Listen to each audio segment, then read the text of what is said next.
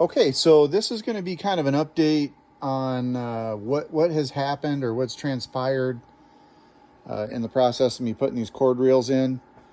I kind of noticed that this actually comes pretty far out, and in the process of that, I realize now that it was going to be a problem, or actually technically it's already a problem. So when you go to pull this forward, and I'm just going to kind of show you, I have it to where it stops now before it hits that sewer line. And so it's about 1.5 inches from that sewer line right now. So even if you jerked on it real hard, you're not going to hit it like ever. So we're good there. And so what that is that there's a stop. You can kind of see that yellow stop right there. So that one is actually moved from where it normally was, and they're just riveted in. So I just put new rivets in them. But you can see down there a little further. I don't know if I can actually pull this off or not, but like right there, you kind of see that, like the rivet holes, they're going to be like right in there. Let's see if we can zoom in on that. Yeah, so there's the old rivet holes, and you can see where I moved them up here. So that's how far forward I moved them. I didn't really pay that much attention, and I don't know if anybody else is either, but basically what's going to end up happening, so like I did it like that to keep it from hitting that reel that I put in, which I absolutely love. I mean, look at all the space, guys. I'm starting to get this laid back out. I'm just kind of testing where I want everything. Now it's the other side. It's the other side that's the big issue. Let me show you what's up on that. And if you guys have one of these campers that has one of these trays in it, which I think is all of them, you got a problem. So I was wondering where all these marks, like I've got all these like rogue marks in this thing every single time I open the tray, right? And I'm like, man, it just doesn't seem right. So come to find out, you see this little stop right here? Like there's a stop like right there, right? So let me zoom in. There's the stop, right? So I'm gonna go ahead and roll this forward.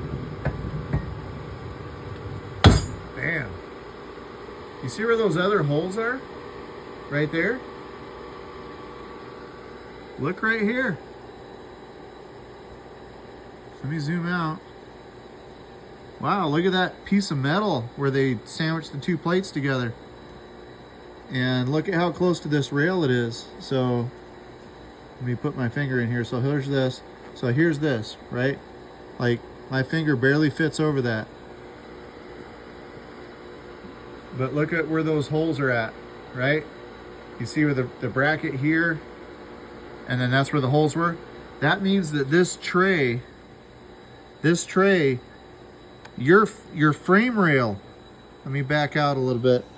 Your frame rail right here for this bay window or bay door right here is what stops this from coming out. That's it. Like, and it doesn't stop it completely. Right, you can see where it'll kind of, if you put weight in it, it'll sink down far enough to where it'll just rub this thing every single time it goes in and out.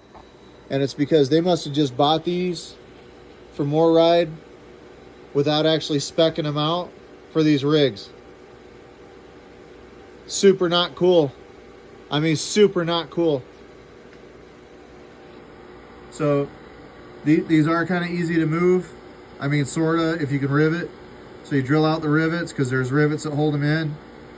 And then I just kind of marked it with a marker. You can kind of see that little marker mark on there. Trying to keep it focused, sorry. I don't know why I keep saying sorry, what do I care? Anyway, so I guess what I'm getting at is pull it out the other side, or what I did was I pulled it forward, like you'll see it come off of that mark. So what I did was I kind of put it right there, and then I marked it with the marker, and then I pulled the tray the other direction and then drilled them and put new rivets in them. And now I don't have to worry about it driving that piece over the rail or into the rail. on these ATCs. So there's a better picture of it. And that's what's stopping your box. That's what's stopping this thing from smacking into stuff. So super not cool. Like, come on, ATC. Man, I really hope you see this. So you need to fix that. And then you can see here where I took it out right there and I moved it back here. And the reason that I moved it back here is with this right here, that sewer pipe is like right here now. So I don't have to worry about that hitting it, because you can pretty much see where it pretty much comes right into the interference area. I don't quite understand why it couldn't be kind of more sucked up towards the wall. That'd be great, so you could actually utilize the whole space. But either way, I still have full access. You can see here where behind these, I still have full access behind these. And then it doesn't go as far that way anymore as it used to, but I can still get to like right here from the other side. And then from this side, I can still achieve the rest of it. So that makes it really handy. It's normally what I carry with me when I'm going. I have a lot more in here, but the weight rating is 800 pounds. And right now I'm sitting at, I think it's like 194, I think is what I weighed all this, including these bins. These bins are only like 22 pounds. This cable right here is, what was it, 32 pounds. And then this hose right here is like 15 pounds. And then, so this thing weighs more than this. But either way, I mean, let me take it from this side. Doesn't that look super pro? I mean, that's how these things should have came. You know what I mean? Like, that's super pro. I mean, how impressive is that? You pull into your rig site and that kind of thing. You pull out to the desert or something like that. You plug it in, and like, that's how awesome that looks. Anyway, just my opinion. Like I said, doesn't mean any squat or anything like that. It's just an opinion, right? Anyway, so there we go. I think that's pretty sweet. And then the other thing I didn't really point out is I actually use this because we can only carry 120 gallons of fresh water with us with all of our weight in here. Probably going to be more like 115 gallons now, maybe even 110 gallons. And the reason for that is because I've kind of added a little bit more weight with these reels and then these pipes here and stuff like that. So it's not a lot of weight, plus the insulation. The insulation was, according to my scale ticket, before I put all this in, I went and scaled it. And with the heater, like, so the heater and all the insulation and everything that's done on it, that added 62 pounds to the whole rig. So 62 pounds to dramatically change the ability to use this in the winter, I think is pretty cool. But okay, anyway, there's that.